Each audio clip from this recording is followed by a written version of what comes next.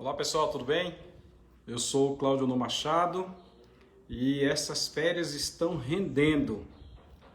Eu abri a oportunidade de alguns irmãos me fazerem algumas perguntas para nós tirarmos algumas dúvidas bíblicas, haja vista que eu gosto do conteúdo Bíblia Sagrada e várias perguntas têm chegado. Nós temos respondido, temos posto nas redes sociais e acabou de chegar mais uma e esta uma interessante. Eu sinceramente gostei dessa daqui. Esta é do obreiro Ney Rocha, que está lá em Posse. Obreiro do Senhor que está tomando conta da congregação lá em Posse. E o Ney faz uma pergunta aqui, ó. A paz do Senhor abençoado. Sobre a carta de recomendação, o que a Bíblia diz? O Ney quer saber sobre a carta de recomendação. E Ney e a esposa têm me surpreendido porque ambos estão estudando muito a Bíblia Sagrada. Eu até conversando com ela outro dia, dei parabéns a ela porque ela deu uma surra de Bíblia no Ney. Um abraço a vocês, meus irmãos. Deus abençoe. Que a obra do Senhor na mão de vocês aí em Posse prospere. Pois bem, o que é carta de recomendação à primeira vista? Nem todas as igrejas adaptam a prática da emissão e do uso da carta de recomendação. Carta de recomendação é um documento que é emitido pela igreja onde a pessoa congrega, subscrita pelo pastor da igreja e pelo secretário, ou na falta destes, por um presbítero que esteja com ação pastoral, ou por um obreiro da igreja. O que é interessante é alguém atestar. Existem duas, existe a carta de recomendação e a carta de mudança. Jaber de Oliveira, tudo bem? Mudança quando a pessoa vai para outro local, aí ele pega a carta de mudança e praticamente o histórico dele como cristão segue. Se ele é obreiro, o histórico segue, etc. E a carta de recomendação, ela é própria para indicar a igreja para onde a pessoa está indo, aquela pessoa que está viajando. Às vezes é uma carta que vai direcionada para uma igreja. Por exemplo, eu fui visitar Bom Conselho. Lá tem uma irmã em Bom Conselho, tenho sobrinhos, tenho parentes em volta. E como obreiro eu levei a minha carta de recomendação. Fui recebido na igreja, fui durante o dia, apresentei minha carta ao pastor da igreja.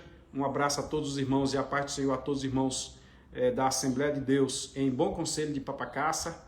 Eu acho que nem é mais esse o nome, né? Bom Conselho de Papacaça, é só Bom Conselho. Ô Shirley Alves, seja bem-vinda.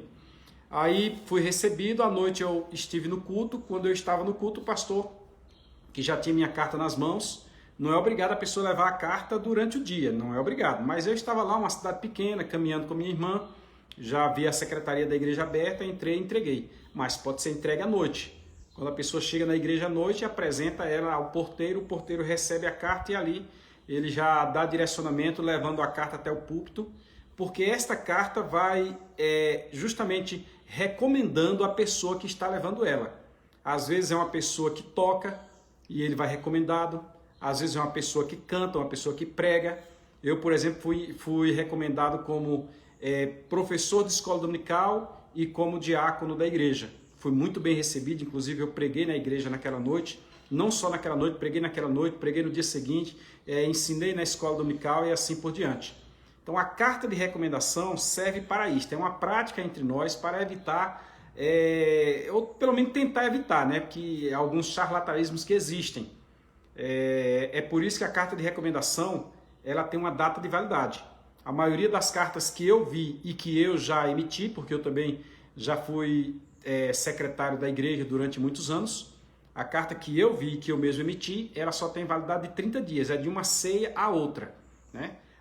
Porque às vezes a pessoa, de um período de 30 dias, pode ocorrer alguma coisa, a pessoa ficar fora da comunhão, aí é necessário que aquela carta diga que ele está bem ou não. Se a pessoa está viajando e vai passar mais de 30 dias, a igreja que recebe a carta deve tomar o cuidado, a prudência de ligar para a igreja que emitiu a carta, para aquele pastor, pois lá vai constar o nome do pastor, vai constar o telefone de contato e assim por diante.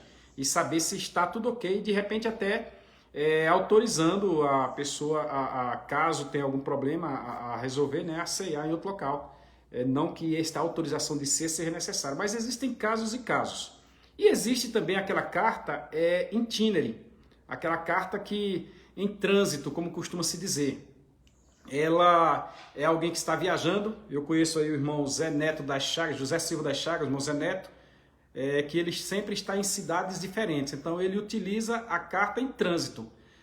Digamos que ele está viajando e parou numa cidade, foi almoçar, foi jantar, alguma coisa assim, e lá ele percebeu que tem uma igreja próxima. Ou ele foi naquela cidade procurar justamente uma igreja. Aí ele apresenta a sua carta em trânsito. Detalhe é a validade dessa carta. William Santana, seja bem-vindo.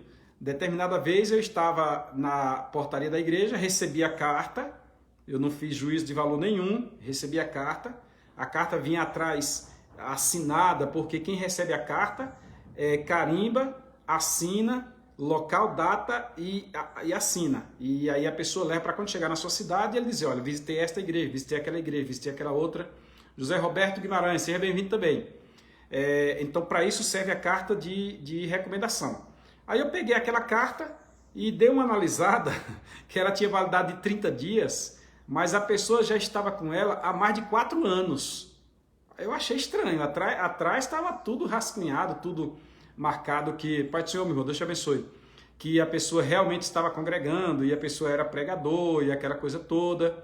Mas eu levei o pastor e disse, pastor, está aqui a carta, mas veja a validade, veja a emissão, a validade e quando eu mostrei as assinaturas, quanto tempo tem que essa pessoa está com essa carta na rua, no itinerário? Quer dizer, aí acaba dando uma certa liberdade a uma pessoa que não está sendo acompanhada por ninguém, porque há uma necessidade de ser acompanhado. Se não fosse assim, se não precisasse, não teria pastores, não teria igreja local, cada um fazia do jeito que queria, e não havia a menor necessidade da pessoa ser submetida a um crivo. Se tem uma igreja local que conhece a pessoa, que conhece a sua família, conhece o seu proceder, é necessário que uma carta seja emitida.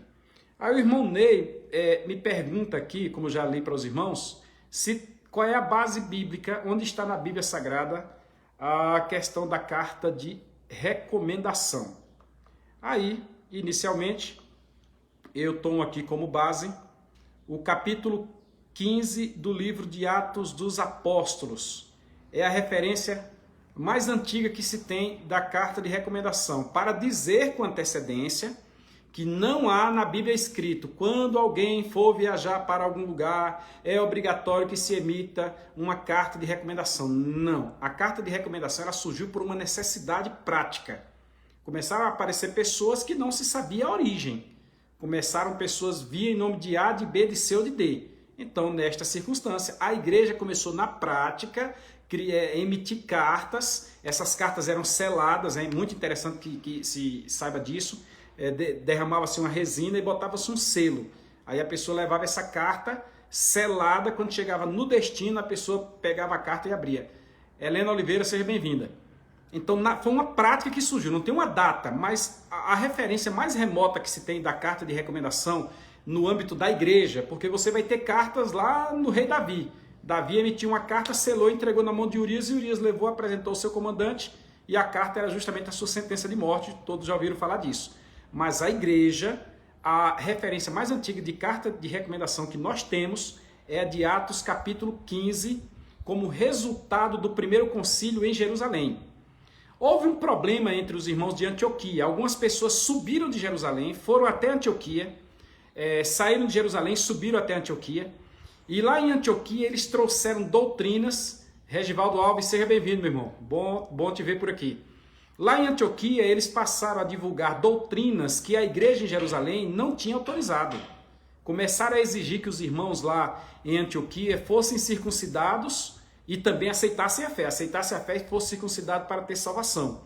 Aí, quando Paulo regressou da primeira viagem missionária, isso deu uma confusão muito grande, e Paulo então desceu para Jerusalém junto com Barnabé e um recém-convertido chamado Tito.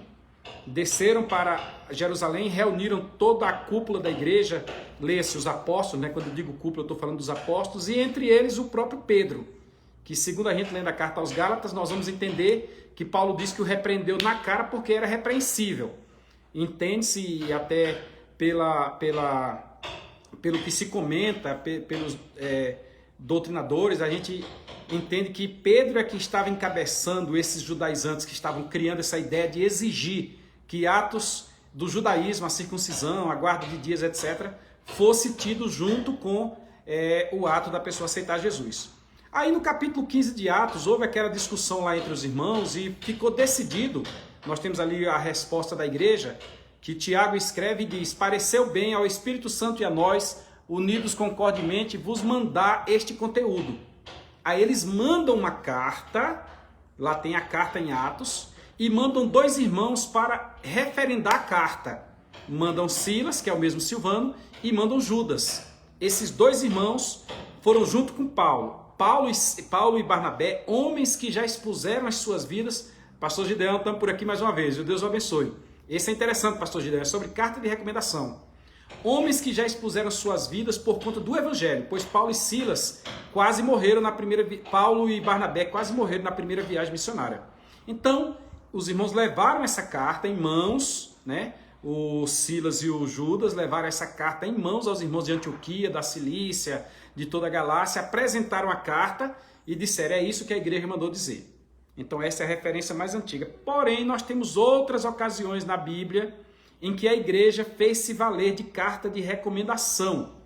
Nós temos, por exemplo, João. O apóstolo João tinha um obreiro que estava dando problema e quando chegavam os enviados de João, o obreiro não queria receber as pessoas, tal. Aí João mandou uma carta para que os demais da igreja soubessem como agir com aquele determinado obreiro. Isto é uma recomendação. Nós vamos ter outras referências, por exemplo, deixa eu encontrar aqui que eu fiz uma anotação, onde pessoas são orientadas, recomendações são dadas, tanto no sentido bom quanto no sentido mal. Tem alguns casos que Paulo diz bem assim: quanto a fulano de tal, eu larguei. Quer dizer, ele saiu amando o presente século, ele me decepcionou aqui, então a recomendação é esta, né? Tem um caso aqui que está na carta aos Colossenses, no capítulo 4, no versículo 10, se alguém quiser ler aí, quando Paulo dá referência acerca de Marcos.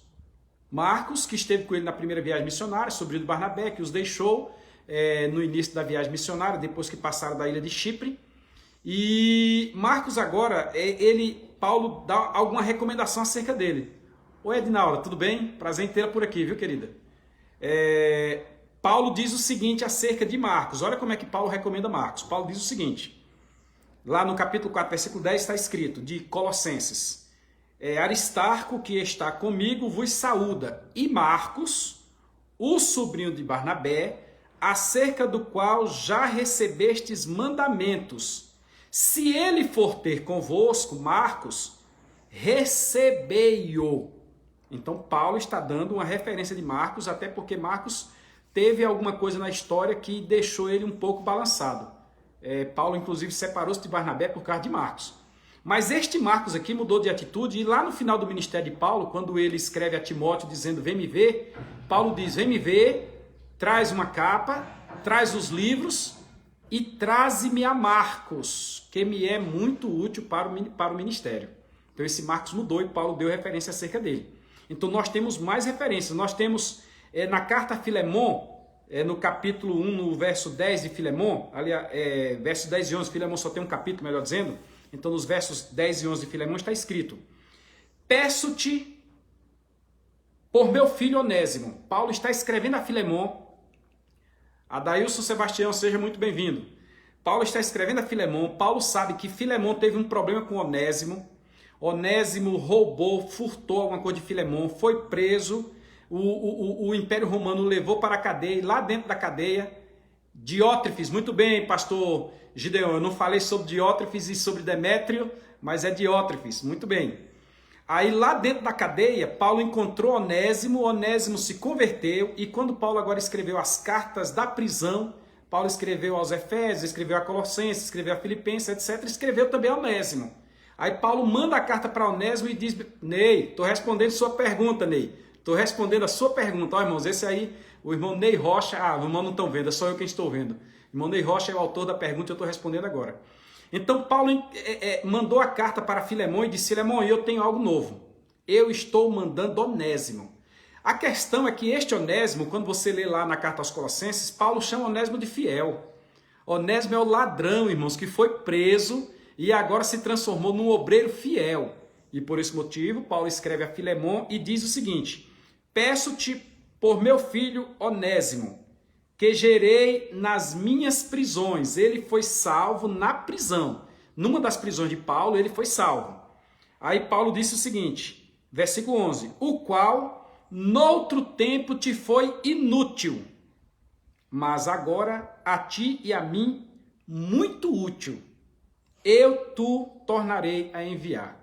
Carta de recomendação, recomendando o novo proceder de Onésimo para Filemon. Então, você vê aí a prática da carta de recomendação. Aí nós vamos seguindo e nós vamos encontrar também outro local onde Paulo também faz mais referências, né? No tempo em que Timóteo era líder da igreja de Éfeso, eu estou lendo um scriptzinho que eu fiz aqui, Paulo lhe escreveu recomendando cautela com algumas pessoas que não estavam andando segundo a doutrina e que andavam de casa em casa. Qualquer semelhança é mera coincidência, mas eu vou repetir o que disse Paulo. Cuidado com quem anda de casa em casa, certo? Essas pessoas andavam de casa em casa, ou talvez de igreja em igreja, tagarelando, causando intrigas e falando o que não convinha. Primeira carta a Timóteo, capítulo 5, versículo 13.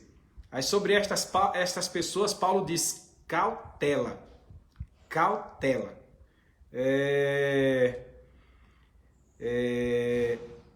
Existem outras orientações também, como ele escreveu na segunda carta a Timóteo, no capítulo 4, no versículo 15. No capítulo 4, versículo 15, ele diz, tu, escrevendo a Timóteo, guarda-te também dele, né? Porque resistiu muito às minhas palavras. Oi, Sueleide, tudo bem? Seja bem-vinda. Basta você observar os versículos ali anteriores, o 14, o 13, o 12, o 11, você vai ver de quem está se falando. Mas a recomendação do jeito que eu não quero papo com ele, você também, fuja dele. Nós temos uma recomendação. E a principal recomendação que existe, que é a mais conhecida de todos os irmãos, inclusive é a que consta na maioria das cartas de recomendação, está na carta aos Romanos, no capítulo 16, no versículo 1. Preste atenção. Quando Paulo estava na sua terceira viagem missionária, no limite da sua viagem missionária, ele estava na cidade de Corinto. Ele já tinha passado por toda a Galácia, já tinha subido até a Mesopotâmia, até a Macedônia, já tinha descido a Acaia e estava naquele berço ali da Grécia, estava na cidade de Corinto. Paulo, então, ia voltar para Jerusalém e percebeu que uma irmã chamada Febe, inclusive esta irmã, o termo utilizado a ela, do serviço que ela prestou, dá a ideia de diaconia. Então, os que defendem a ideia de que mulheres são consagradas ao ministério, tem que diaconisa surgiu já com Febe. Eu estou explicando. Aí Paulo, percebendo que essa irmã ia para Roma, enquanto ele ia para Jerusalém, para o outro lado, Nara Elisa, mais uma vez, seja bem-vinda. Um abraço à irmã Tereza e os demais. Paulo, então, mandou, pelas mãos de Febe, uma carta aos crentes de Roma. Aí, quando ele escreve essa carta aos crentes de Roma, está perto de concluir a carta, lá no capítulo 16, ele referencia a própria irmã que está levando a carta. Olha que interessante. Aí ele diz bem assim no capítulo 16, versículo 1, acerca de Febe. Ele diz, recomendo-vos, pois, Febe, nossa irmã, a qual serve na igreja que está em Cencreia. Este texto é o texto que vem nas cartas de recomendação atualmente.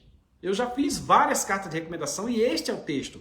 Aí diz bem assim no versículo número 2, para que a recebais no Senhor, como convém aos santos, e a ajudeis em qualquer coisa que de vós necessitar, porque tem hospedado a muitos, como também a mim mesmo.